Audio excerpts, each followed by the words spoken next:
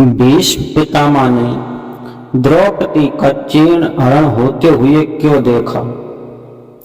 आखिरकार इतना बड़ा ज्ञानी और इतना अधिक शक्तिशाली था कि तीनों लोकों पर जो विजय प्राप्त कर सकता था। और कहा जाता है कि यह इतना बड़ा ज्ञानी था कि स्वयं वेद व्यास जी भी इसके ज्ञान के आभारी थे, जिन्होंने स्वयं विदुर को रणनीति सिखाई। कहा जाता है कि इतना ज्ञान और इतना पराक्रम होते हुए भी भीष्म पितामह ने द्रौपदी का चीर्ण हरण होते हुए क्यों देखा? यह उस समय की बात है जब महाभारत का युद्ध समाप्त हो चुका था और सभी पांडव भीष्म पितामह के पास आते हैं और कहते हैं कि हे पितामह, हमने ये युद्ध जीत लिया है, कृपया करके हमें नए राज्य चलाने के लिए कुछ ज्ञान दीजिए। तभी पितामह भीष्म कहते हैं कि एक राजा को कभी भी अपनी आंखों के सामने पाप होते हुए नहीं देखना चाहिए। जैसे ही यह बात कही, द्रौपदी खिलखिलाकर हंसने लगी और कहने लगी, हे भीष्म पितामह, आप तो कहते हैं कि एक राजा को अपने सामने पाप होते हुए नहीं देखना चाहिए, परंतु उस समय आपका ज्ञान कहाँ गया जिस समय मेरा चीर हरण हो रहा था। और सबसे पहले मैं आपके सामने ही गुहार लगा रही थी, परंतु आपने नजरें नीचे कर ली थी। क्या उस समय आपका ज्ञान खत्म हो चुका था? तभी पितामह भीष्म कहते हैं कि हे पुत्री, इसमें तुम्हारा कोई दोष नहीं है। मैं दुर्योधन का अन्न खाता था और वह पाप प्रवृत्ति का था, इसलिए मेरे ज्ञान के ऊपर पाप की परत चढ़ गई थी।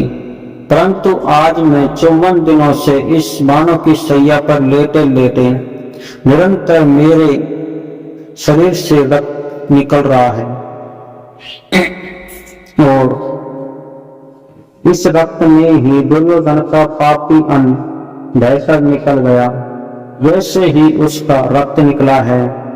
मेरे ज्ञान के सभी नेत्र चक्षु खुल गए हैं और आज मैं भूत भविष्य वर्तमान सभी का ज्ञान दे सकता हूँ।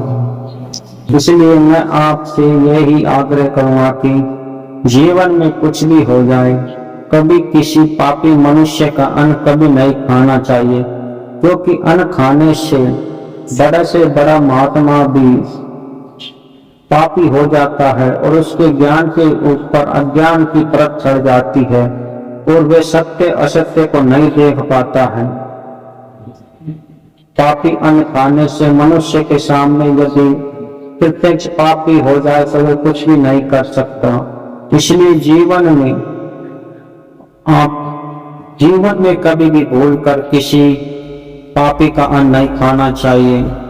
कहा जाता है कि मनुष्य जैसा अन्न खाता है उसका मन और बुद्धि भी वैसी ही हो जाती है। मेरा भी उस समय मन और बुद्धि पाप के अधीन हो चुकी थी, इसलिए मैं आपकी रक्षा नहीं कर सका। परंतु आज आपकी रक्षा नहीं कर सका, इसी का परिणाम था कि मैं 54 दिनों से निरंतर इस बाणों की सैया पर अपने रक्त को बहा रहा हूँ और घोर पीड़ा का सामना कर रहा हूँ। यह मेरे पाप का ही परिणाम है।